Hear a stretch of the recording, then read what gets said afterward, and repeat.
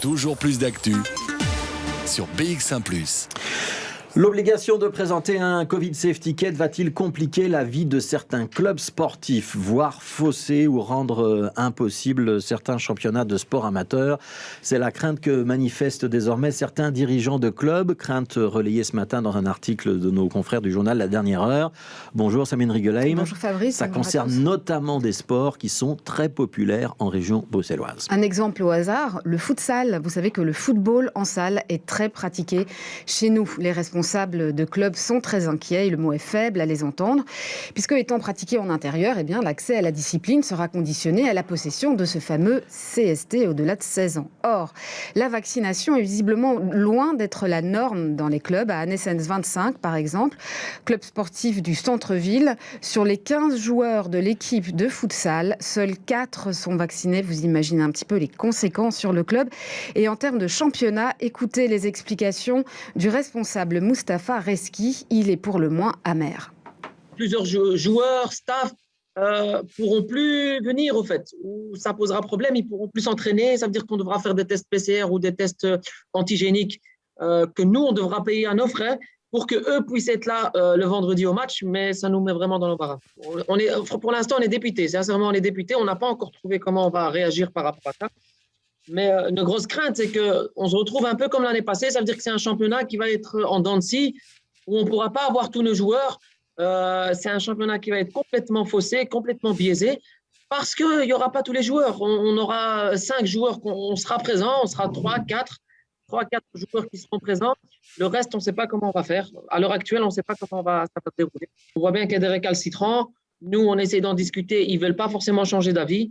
Et ils ne veulent pas forcément se faire vacciner juste pour aller au foot, alors que ça fait 6 mois qu'ils ont pris comme conviction de ne pas se faire vacciner. Je ne vois pas comment nous, on arrivera à les convaincre juste pour ça. Autre club directement concerné, le futsal Jet, qui joue en D1. Son président, Jean-François Van Denede, lui aussi est bien conscient des conséquences que le CST va avoir sur une équipe dont moins de 50% des joueurs sont vaccinés. Pour lui, une seule solution, mettre la main au portefeuille. On a des craintes, mais il est clair que le fait de jouer en Division 1 élite à l'Union belge, ça nous impose aussi des responsabilités. Et il est clair qu'on mettra tout en œuvre pour que notre équipe soit compétitive. Et si on doit à un moment organiser des tests réguliers, on le fera. On ne peut pas, à un moment donné, vis-à-vis de nos partenaires, nos sponsors, délaisser l'équipe, l'affaiblir.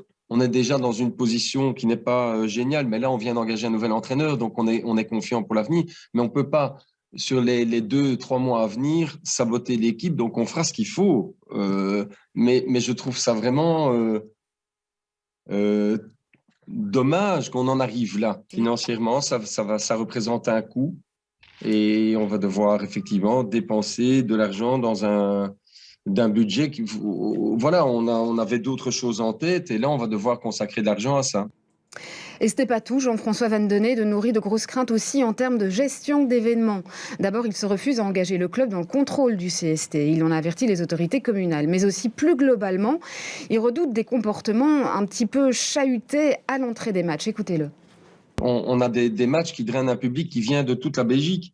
Comment expliquer à des gens qui viendront d'une région où le masque n'est même plus obligatoire dans les magasins, et comment on va leur expliquer, comment on va leur interdire l'entrée? Ça va être chaud, hein. Moi, je suis inquiet par rapport aux situations qui pourront éventuellement, je ne le souhaite pas évidemment, mais qui pourront dégénérer devant des halls de sport. On n'est pas là pour ça, quoi. Je veux dire, franchement, est-ce qu'on a besoin d'une situation comme ça maintenant, après autant de temps?